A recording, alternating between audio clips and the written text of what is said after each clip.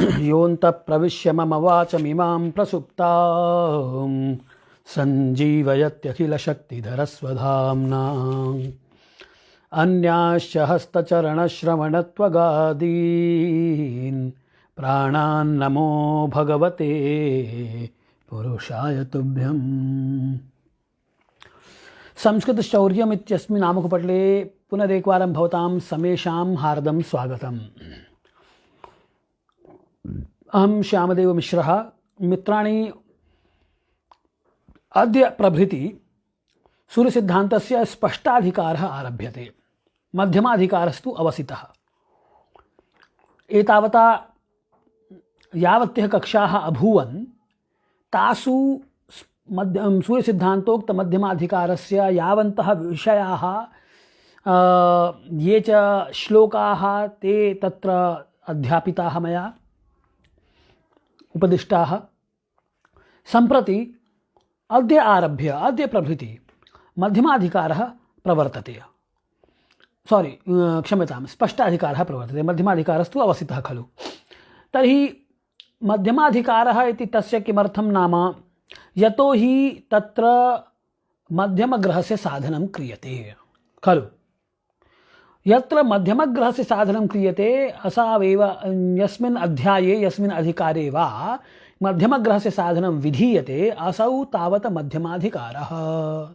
जिस अध्याय में आप मध्यम ग्रह का साधन करते हैं, in the chapter where you calculate the mean position of a planet, that chapter is called as मध्यमाधिकार। ततः या एकदा मध्यम ग्रहस्य आनयनं विहितं तदनु स्पष्टग्रहस्य आनयनं विधेयं खलु। मध्यमग्रहः कः वर्तते? मध्यमग्रहः असावेव ग्रहः वर्तते यः केन्द्रं मत्वा भ्रमति वृत्ताकारपथे। यः ग्रहः, तर्हि असौ ग्रहः यः केन्द्रं मत्वा स्वभ्रमणपथस्य केन्द्रं मत्वा भ्रमति, असौ तु तावत् मध्यमग्रहः। किंच असौ आभासिकः काल्पनिकः ग्रहः। कः ग्रहः काल्पनिकः? यः ग्रहः भूकेन्द्रं स्वभ्रमणवृत्तस्य केन्द्रं भूकेन्द्रं मत्वा भ्रमति, स एव मध्यमग्रहः। मध्यमः ग्रहः अर्थात् आभासिकः ग्रहः, काल्पनिकः ग्रहः। काल्पनिकः ग्रहः इत्यस्य कः अभिप्रायः? ग्रहस्यापि कल्पना भवति खलु। भवति किम्? अवश्यमेव भवति। पश्यतु, यदा अस्माभिः उच्यते कि एकं रेलयानं 80 किलोमीटर घण्टात्मकं गत्या गच्छति चेत् 1 घण्टानन्तरम् असौ 80 किलोमीटर अन्तरं प्राप्य तत्र स्यात् खलु। 1 घण्टा चिन्तयतु, अहं जयपुरे अस्मि। जयपुरतः 80 किलोमीटर टोङ्क वर्तते। तर्हि एकं यानम् इतः प्रस्थितं स्यात्, पुनश्च 1 घण्टाभ्यन्तरे यदि तस्य गतिः 80 किलोमीटर प्रति घण्टात्मिका वर्तते चेत् 1 घण्टानन्तरम् असौ टोङ्क नगरं प्राप्नुयात्। टोङ्क नगरं प्राप्नुयात्। भाई, अगर 80 किलोमीटर पर आवर की स्पीड है एक ट्रेन की, आपने कह दिया कि साहब वो उसकी स्पीड 80 किलोमीटर पर आवर है, और सपोज कि जो स्थान है आपका जयपुर से, मैं जयपुर में रह रहा हूँ, तो जयपुर से 80 किलोमीटर पे टोंक है, तो इसका मतलब क्या हुआ? अगर उसकी स्पीड 80 किलोमीटर है, then it must be there after 1 hour that train. लेकिन ऐसा होता नहीं है। तो ये जो हमने कल्पना किया, that is kind of imaginary, that we suppose, हमने ये इमेजिन किया, ये एज्यूम किया। So in this way it is our assumption, हमारा ये अनुमान है, यह हम मान के चल रहे हैं कि 1 घंटे बाद वह टोंक में होगी गाड़ी। तो इदम यत कल्पना विधीयते खलु अनुमीयते तदेव अनुमानम, तथाविधमेव अनुमानम अत्रापि क्रियते। तथाविधम अत्रापि अनुमीयते ग्रहगणितेपि किंच तथा चिन्तयतु। कथम अत्र कथम भविष्यति?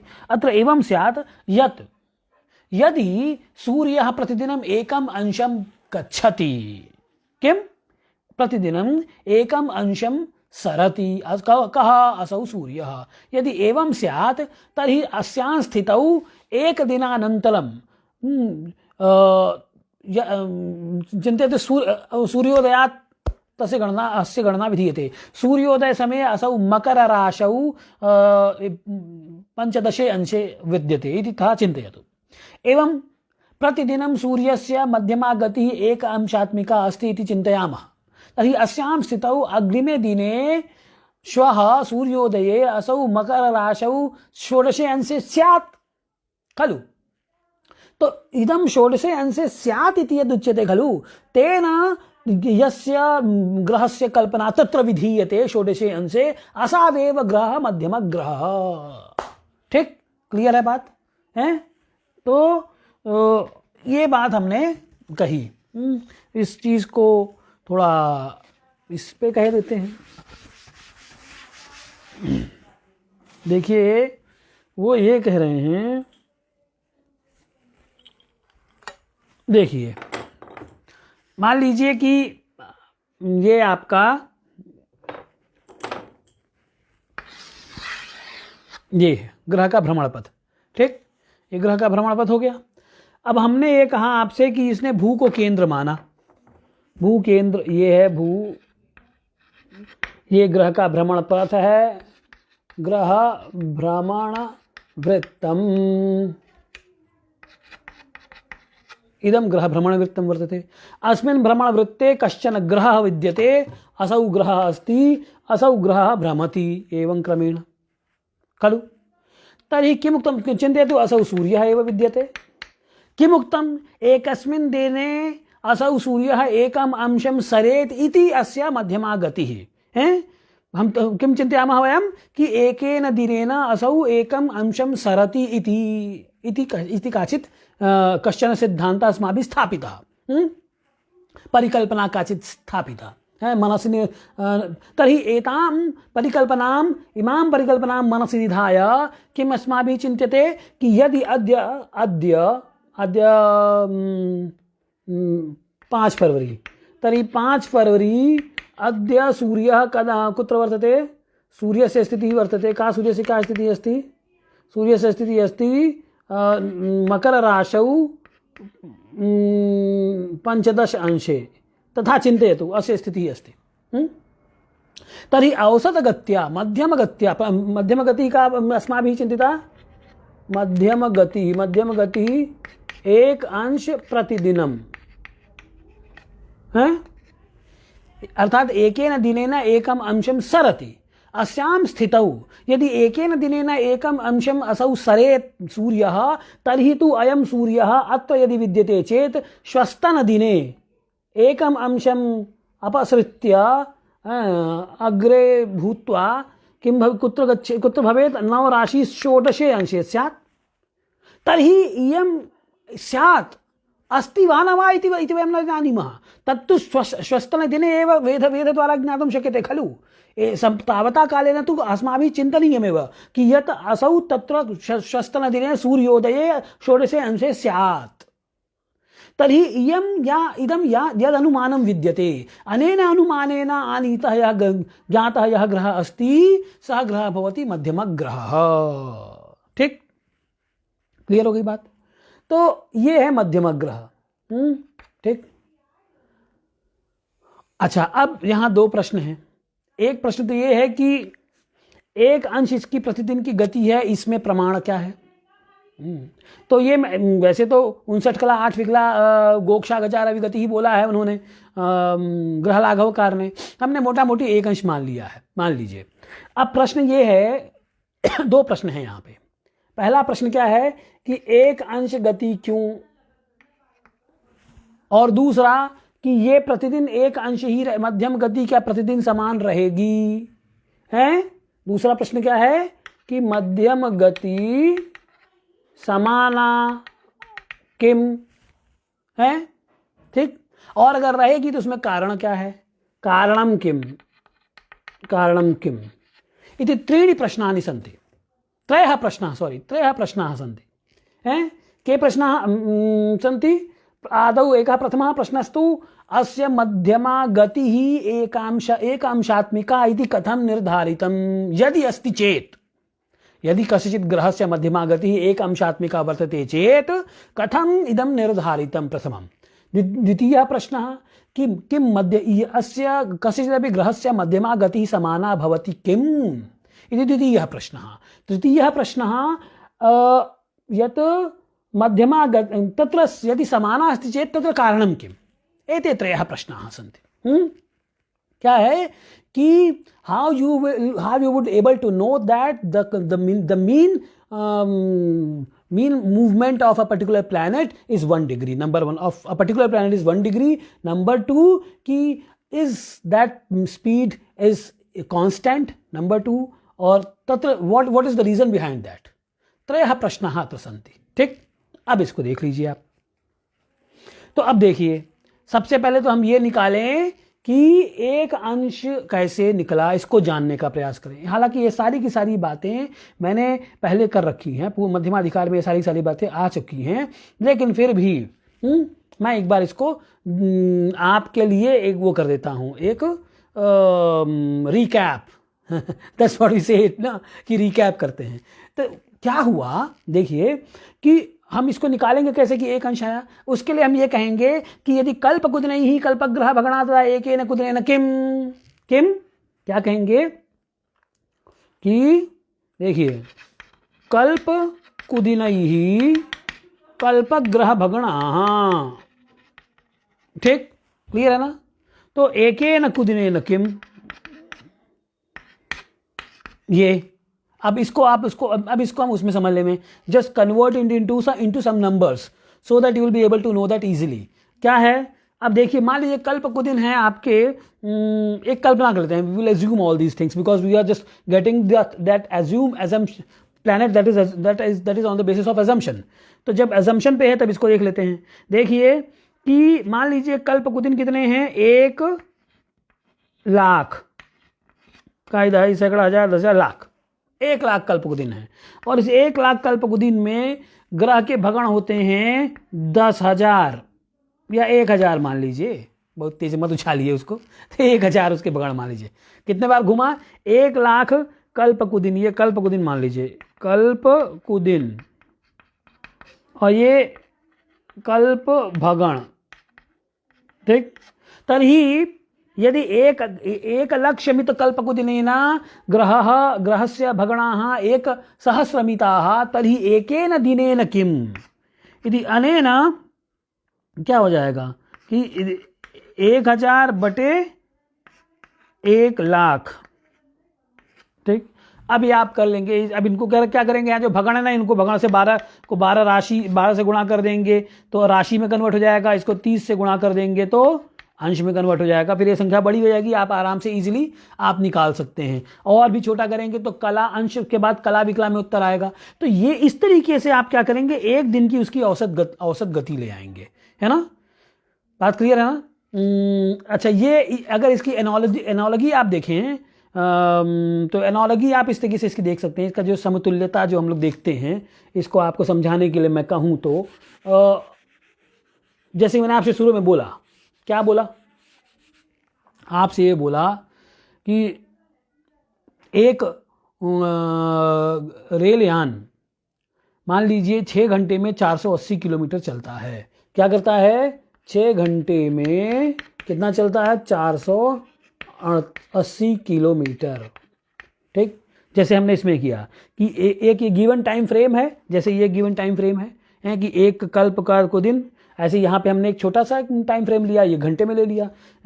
फिर हमने कहा कि इतने में ये इतना चक्कर लगाता है। तो ये जो चक्कर लगा रहा है, ये भी तो इसकी दूरी, ये भी तो उसकी दूरी ही हुई ना, कोणात्मक दूरी ही सही। भाई 1,000 भगण का मतलब क्या हुआ, 1,000 भगण का मतलब हो गया 3,60,000 अंश।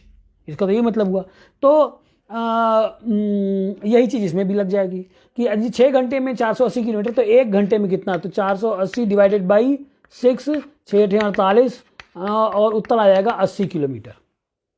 अब ये जिस तरीके से आपने एवरेज स्पीड निकाली, यथा इदम यं गति भवता आनीता खलु तथैव, किं क्रियते अस्यापि अनेन विधिना तस्य ग्रहस्यापि मध्यमा गतिः आनीयते, अर्थात एक दिनात्मिका गति या एक दिनात्मिका गति अस्ति खलु सैव मध्यमा गतिः इति। तर्हि एवं क्रमेण कृते सति एक अंश आगच्छति, एक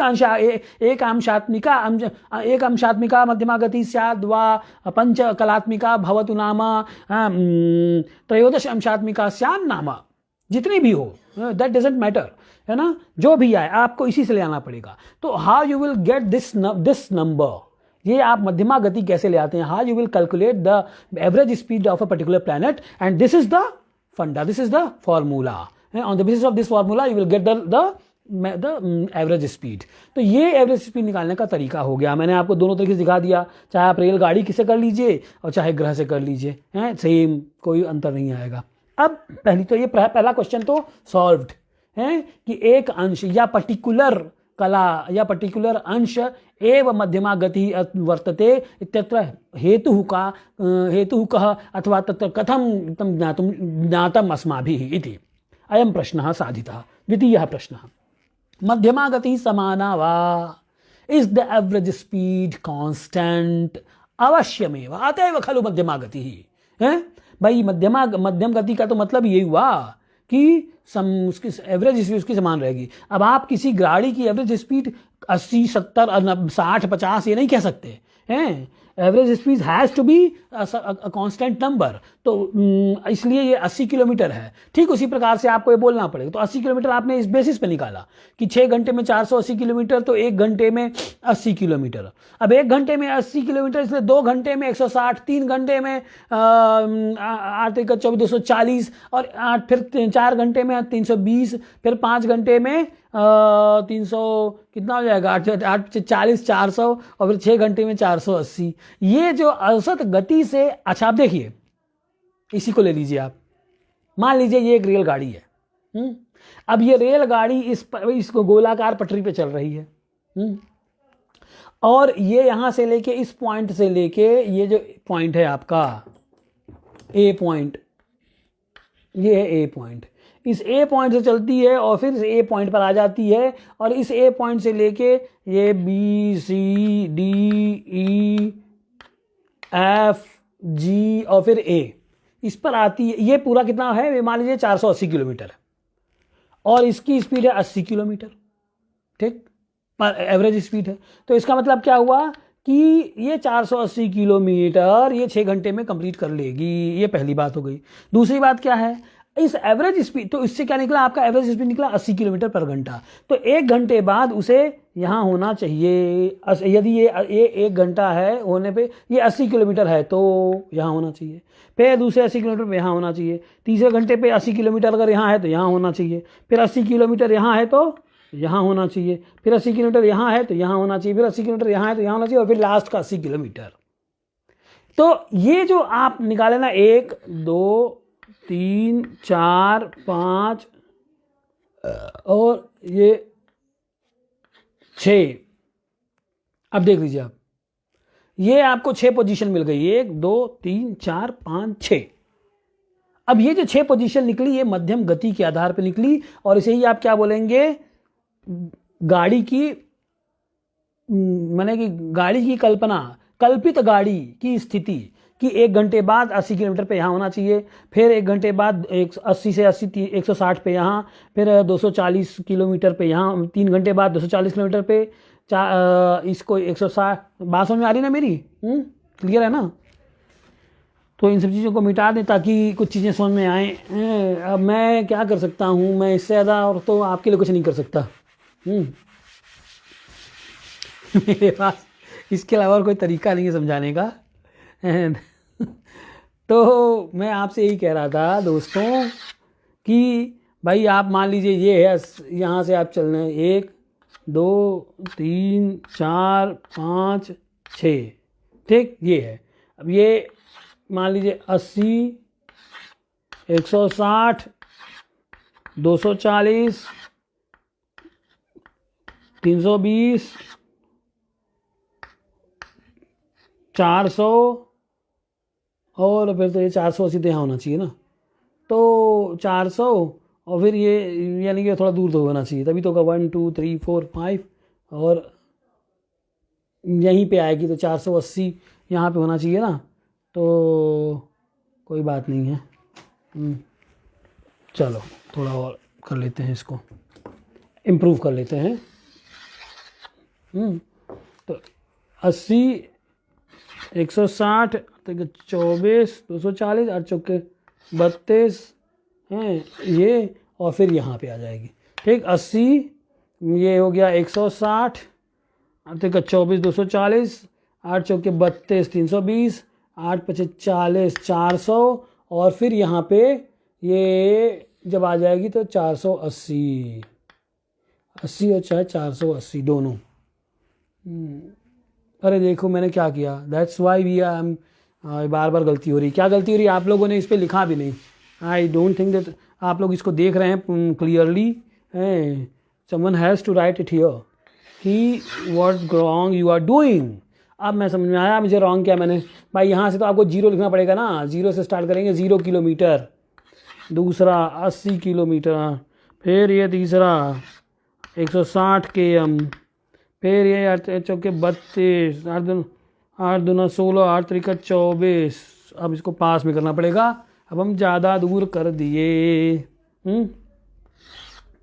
240 8 त्रिका 24 8 चौके 32 320 8 पचे 40, और अब ये हो गया 400। इसी को आप बोल सकते हैं 480 भी बोल सकते हैं। 0 बोलिए चाहे 480 बोलिए। अब देखिए मैंने क्या किया है, ये मैं थोड़ा बता देता हूँ आपको। ये यहाँ से यहाँ तक 1 घंटा, फिर ये 1 घंटा, फिर ये 1 घंटा। मान लीजिए यहाँ कितने बजे स्टार्ट होती है, यहाँ 5 बजे 4 बजे स्टार्ट होती है, 4 बजे। दूसरे उससे लिख दें क्या, ताकि समझ में आए बात। चलिए इससे लिख देते हैं, इससे लिखते हैं। 4 बजे स्टार्ट हुई तो यहाँ पे 5 बजे से यहाँ होना चाहिए, 5 o'clock पे, 6 o'clock पे यहाँ होना चाहिए, 7 o'clock पे यहाँ होना चाहिए, 8 o'clock पे यहाँ होना चाहिए, 9 o'clock पे यहाँ होना चाहिए, और फिर 10 o'clock पे इसे यहाँ होना चाहिए। ठीक, क्लियर है बात है बात समझ में आ गई। मैं आपको मध्यम और स्पष्ट ग्रह ये गाड़ी के हिसाब से बता देता हूँ, फिर उसके आगे की कहानी करेंगे हम लोग। क्या देख, मैंने आपसे ये कहा था कि आप अज्यूम कीजिए एक गाड़ी है जो कि 80 किलोमीटर पर घंटे की स्पीड से चल रही है।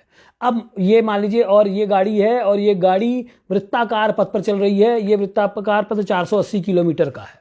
और मैंने क्या कहा, अगर ये गाड़ी 80 किलोमीटर पर घंटे की स्पीड से चल रही है तो इसका मतलब, और अगर ये 4 बजे यहाँ से चलना स्टार्ट करती है तो 80 किलोमीटर पे, यानी यहाँ 0 से 80 किलोमीटर पे 5 बजे आ जाएगी। फिर 6 बजे, 1 घंटे बाद 6 बजे ये 80 से 160 किलोमीटर पे आएगी। फिर 1 घंटे में 6 से 7 बजे तक में ये 160 से 240 किलोमीटर पे पहुंच जाएगी। फिर 7 से 8 बजे में ये 240 से 320 किलोमीटर हो जाएगी पे पहुंच जाएगी। और 320 किलोमीटर से 400 किलोमीटर तय करने में 1 घंटा लगेगा, तो ये 9 बजे यहाँ इस स्थान पे होगी, और फिर 10 बजे यहाँ आ जाएगी, जो कि 480 किलोमीटर कंप्लीट हो जाएगा। अब ये जो एक 4 बजे 5 बजे 6 बजे 7 बजे 8 बजे 9 बजे और 10 बजे, ये जो इसकी पोजीशन है ना, ये क्या है, ये सारे के सारे मध्यम काल्पनिक, कल्पना में जी रहे हैं आप प्रभु। तो कल्पना में मत जिए, क्योंकि जरूरी नहीं है कि 4 बजे यहाँ से चली 80 किलोमीटर पर घंटा की स्पीड है तो 5 बजे यहाँ आ ही जाए। मान लीजिए यहाँ 5 बजे आ गई तो इसकी गारंटी नहीं है कि 6 बजे यहाँ आ जाएगी। मान लीजिए 6 बजे यहाँ आ गई तो इसकी गारंटी नहीं कि 7 बजे यहाँ आएगी।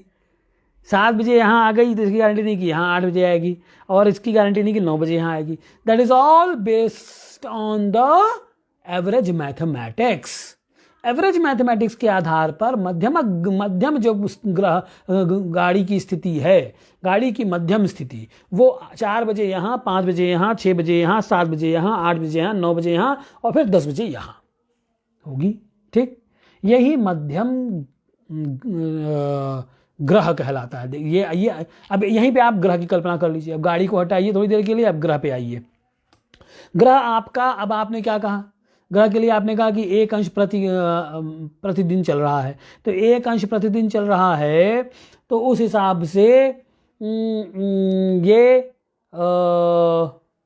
360 अंश, ये जो 360 अंश हैं, ये 360 दिनों में कंप्लीट कर लेगा, ठीक है ना। और अगर हम इसको 4 भागों में बांट दें इस चीज़ को, तो इसको हम हटा दें, तो यहाँ 90 अंश, यहाँ 180, फिर ये 270 और ये 360, ठीक, ये 360।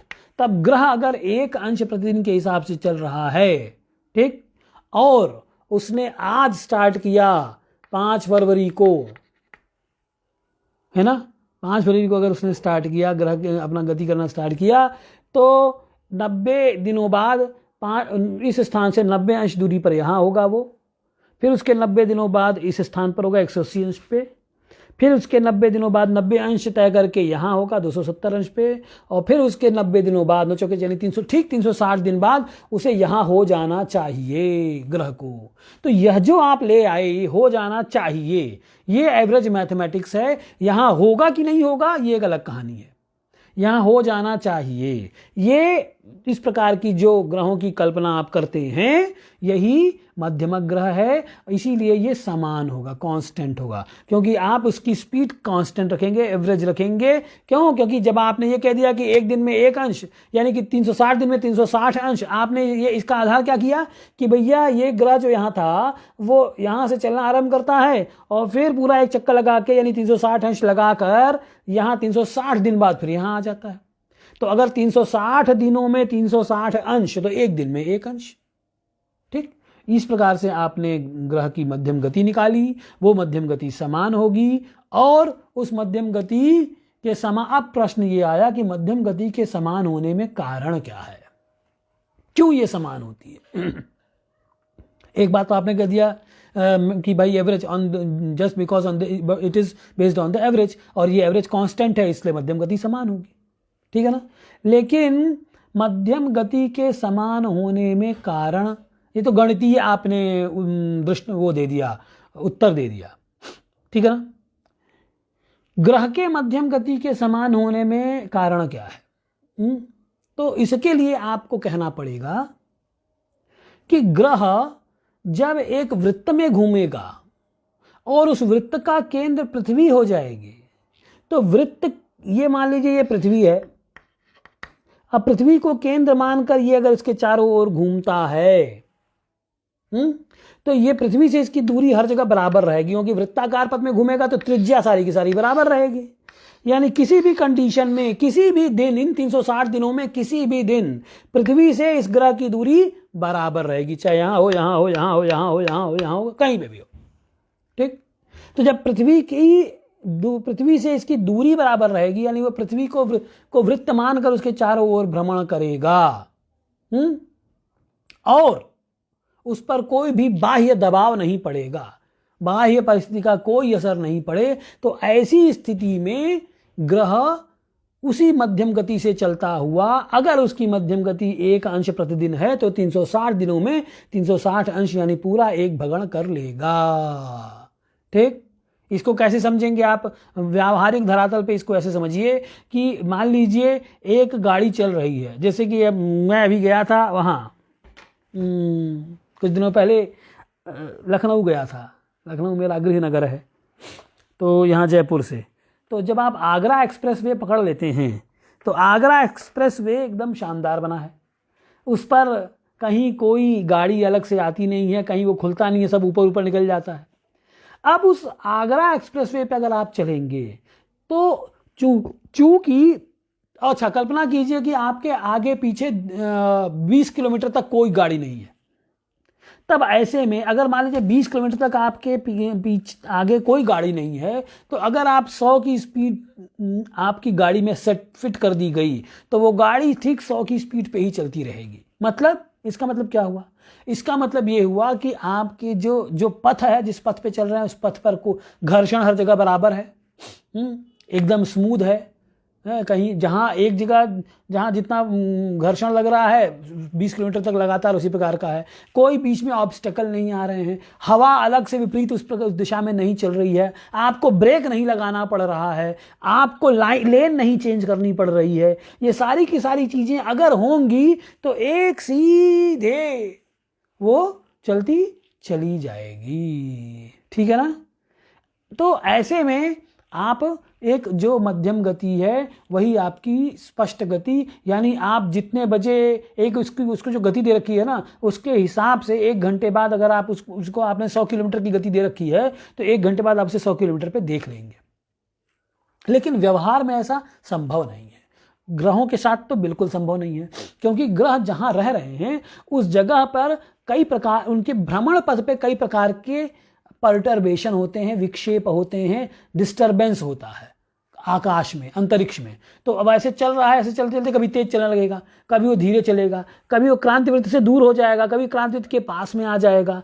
तो चारों तरफ से उस ग्रह पे कई प्रकार के आकर्षण विकर्षण बल काम करते रहते हैं, इसलिए ग्रह की गति कभी कम कभी ज्यादा होती है। ठीक, तो ये तो ग्रह की गति में अंतर आया। ठीक, दूसरा क्या, दूसरा जो ये बात कही कि पृथ्वी को केंद्र मान के ग्रह गति कर रहा है वह भी ठीक नहीं है, क्योंकि देखने में ऐसा नहीं आता। देखने में क्या दिखाई देता है कि कभी ग्रह पृथ्वी से बहुत दूर होता है, कभी पृथ्वी के नज़दीक होता है। तो अगर कोई भी पिंड पृथ्वी के बहुत दूर चाहे पृथ्वी के नज़दीक है, इसका मतलब पृथ्वी उसका केंद्र नहीं है, क्योंकि केंद्र होता तब तो चाहे इस पॉइंट पे हो, चाहे इस पॉइंट पे हो, चाहे इस पॉइंट पे हो, पृथ्वी से दूरी बराबर रहती। लेकिन जब वो कभी पृथ्वी से यहाँ हो जाता है और कभी पृथ्वी से यहाँ हो जाता है, तो इसका मतलब क्या हुआ, इसका मतलब ये है कि पृथ्वी इसके सेंटर में नहीं है। ठीक, तो चूंकि पृथ्वी केंद्र में नहीं है, यस्मिन् वृत्ते भ्रमति खचरो नास्य मध्यम कुमध्ये, इसलिए भास्कराचार्य ने तो ग्रहों की गति में मध्यम गति जो के समान होने में कारण मैंने आपको बता दिया।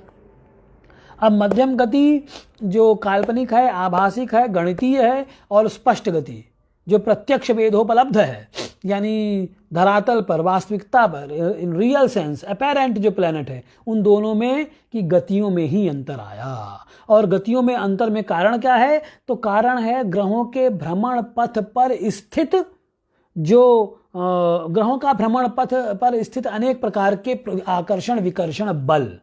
इन्हीं आकर्षण विकर्षण बलों को सूर्य सिद्धांत में क्या कहा गया है, यही वहाँ पर देवता विशेष हैं जो इनको आकर्षित करते हैं चाहे विकर्षित करते हैं। तो यह जो देवता विशेष हैं इनके क्या नाम दिए गए, इन्हीं को उच्च, मंदोच्च, शीघ्रोच्च, पात, ये जो ग्रह के भ्रमण पथ के स्थान हैं वहां पर एक आकर्षण शक्ति होने के कारण शक्तित्वेन वहां देवता की कल्पना की है और कहा कि वह जो देवता है वो अदृश्य रूप देवता है। अदृश्य रूप है, अदृश्य रूप जो मूर्तियां हैं। आप देखिए अदृश्य रूप भी है और मूर्ति भी है। तो जो अदृश्य रूप मूर्ति है उसका मूर्तत्व कहां से कैसे सिद्ध होगा, ऐसे सिद्ध होगा कि वहां पर ग्रह जब होगा तो तत्र स्थिते ग्रहे सति किमपि गतौ व्यत्यासः दृश्यते, वैषम्यम दृश्यते, क्वचित् ग्रहस्य गति एतते क्वचिच्च अपक्षीयते, अस्यां स्थितौ इदमेव निष्कर्षभूतं यत् तत्र कश्चन शक्तिविशेषो वर्तते यः तम् ग्रहम् आकर्षति विकर्षति वा तस्यैव शक्तिविशेषस्य यतो हि दर्शनं नास्ति अतः तस्य देवतात्वम्। किंच तत्र आकर्षण प्रत्यक्षण शक्ति वर्तते अतः तदेव तस्य मूर्तत्वम्। उसके मूर्तत्व यानी उसका व्यक्त, उसको व्यक्त आप कैसे करेंगे, how you will define that. तो डिफाइन तो आप कर दिए ना, आपने कह दिया भैया उसने खींच लिया, कुछ भी है लेकिन उसने खींचा है। हम कहते हैं कि भूत पकड़ लिया है, तो भूत दिख तो नहीं रहा है लेकिन आप उसके एग्जिस्टेंस को मान रहे हैं, तभी तो है कि पकड़ लिया है। कुछ तो है ऐसा विशेष वहाँ एनर्जी है जो कि उसको अपने वश में किए हुए है। तो उसी एनर्जी को, उसका मूर्तत्व उसी से सिद्ध होगा, उसके कर्म से। तो इसी बात को स्पष्टाधिकार के आरंभ में कहते हैं वो आज श्लोक बोल के और बात यही समाप्त करेंगे और कल इसका व्याख्यान किया जाएगा। अदृश्य रूपा कालस्य मूर्तयो भगणाश्रिता शीघ्रमंदोच्चपाताख्या ग्रहाणां गतिहेतवः तद्वातरश्मिभिर्बद्धास्तैः सव्येतरपाणिभिः प्राक् पश्चात् अपकृष्यन्ते यथा सन्नं स्वदिङ्मुखम्। अदृश्य रूपा कालस्य, देखिए क्या कहते हैं, अदृश्य रूपा का क्या अर्थ किए, न दृश्यानि रूपाणि येषां ते अदृश्य रूपा रूपरहिताश्चक्षुरिन्द्रिया ग्राह्या इत्यर्थः। जब रूप रहित हो जाएगा, यानी रूप रहित का क्या मतलब हुआ कि चक्षुरिंद्रियेण अग्राह्या अतएव खलु तस्य अदृश्यत्वम। तो जो अदृश्य रूपाः का भगणाश्रिताः, भगणेषु आश्रिताः संलग्ना, तो यानी कि उसी जो भ्रमण पथ है, क्रांति पथ है, उसी क्रांति पथ पर वो सारे के सारे हैं। वो जो अदृश्य रूप हैं वो सारे के सारे कहाँ हैं, तो भगोलीय क्रांति वृत्तानुरूप ग्रह गोलीय क्रांति वृत्तीय प्रदेशेषु। देखिए और स्पष्ट किया, क्या कहते हैं कि क्रांति वृत्त का मतलब कि क्रांति वृत्तानुरूप ग्रह गोलीय क्रांति वृत्तीय प्रदेशेषु, मतलब कि इसको कैसे कहूँ भाई, हालांकि ये सब बातें पहले की जा चुकी हैं, इसमें कोई भी ऐसी बात नहीं है जो नई है, मैं कह रहा हूँ। भाई उन्होंने ये कहा ना कि भाई एक ये है मान लीजिए और एक ये है।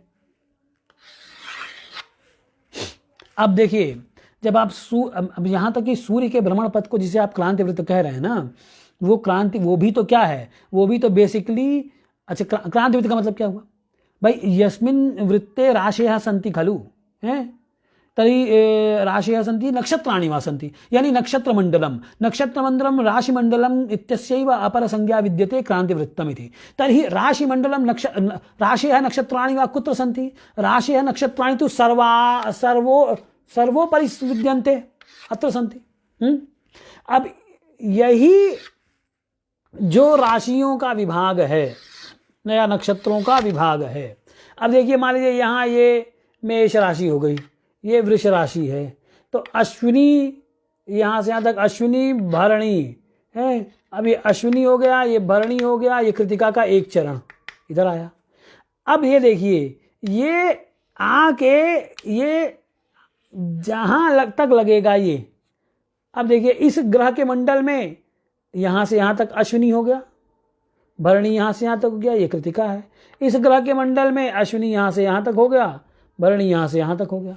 तो इस प्रकार से प्रत्येक ग्रह में इसी को उन्होंने बोला है, क्या बोला कि क्रांति वृत्तानुरूप ग्रह गोलीय क्रांति वृत्तीय प्रदेशेषु। मतलब कि इसका मतलब क्या हुआ, इसका मतलब ये हुआ कि प्रत्येक ग्रह का जो भ्रमण पथ है ये सब राशि नक्षत्रों में विभक्त है या राशियों में विभक्त है, और उन्हीं पर इन ग्रहों के कक्षा में उन राशियों पर विभक्त, राशियों पर इसलिए किया ना क्योंकि जब आप उसको कह रहे हैं कि वो अदृश्य शक्ति है, देव है, तो अदृश्य शक्ति को कहीं स्थित तो करेंगे ना उस नक्षत्र, उस ग्रह के भ्रमण पथ पर। तो ग्रह के भ्रमण पथ पर उस अदृश्य शक्ति को क्या कहेंगे कि कहाँ पर है, तो आपको इसका उसके लिए माइलस्टोन क्या है, वही नक्षत्र हैं चाहे राशियां हैं। इसलिए इन राशियों का ये पृथ्वी से इन राशियों तक आप जो ले जाएंगे, चाहे नक्षत्रों तक जो सूत्र ले जाएंगे, वो सूत्र इन ग्रह मंडलों में जहां जहां लगेंगे वहीं तो उन ग्रह मंडलों में राशि विभाग हो जाएंगे, चाहे नक्षत्र विभाग हो जाएंगे, और तब आप कह पाएंगे कि यहाँ ये जो पॉइंट है ना, यही शक्ति विशेष है। ठीक, अब जैसे ये मान लीजिए ये हो गया आपका ये चंद्रमा का, इसे आप कह लीजिए कि ये चंद्र कक्षा है, ये आपकी सूर्य कक्षा है मान लीजिए, ये आपकी शनि कक्षा है मान लीजिए। तो अब ये देखिए सूर्य कक्षा में यहाँ पे एक ये उच्च बिंदु मान लीजिए। अब ये उच्च बिंदु कितने राशि अंश कला विकला पर है, इसको आपने कर लेंगे कैसे। उसके लिए क्या किया आपने, उसके लिए यही किया कि क्रांति वृत्तानुरूप ग्रहगोलीय क्रांति ग्रह गोलीय क्रांति वृत्तीय प्रदेशेषु।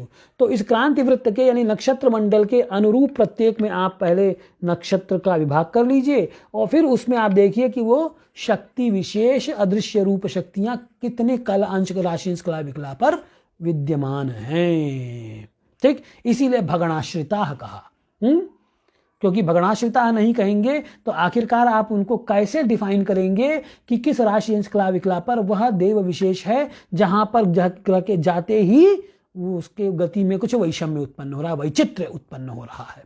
ठीक, तो इसीलिए उन्होंने क्या कहा कि अदृश्य रूपा कालस्य अदृश्य रूपा भगणाश्रिता है और आश्रिताः संलग्नास्तन्मयाः। भगणाश्रिता इत्यनेन तेषाम अचलत्वम अपास्तम अर्थात तेपि चलाः परम मंदगतिकाः इत्यर्थ। अब देखिए भगणाश्रिता से एक तीर से दो शिकार किए।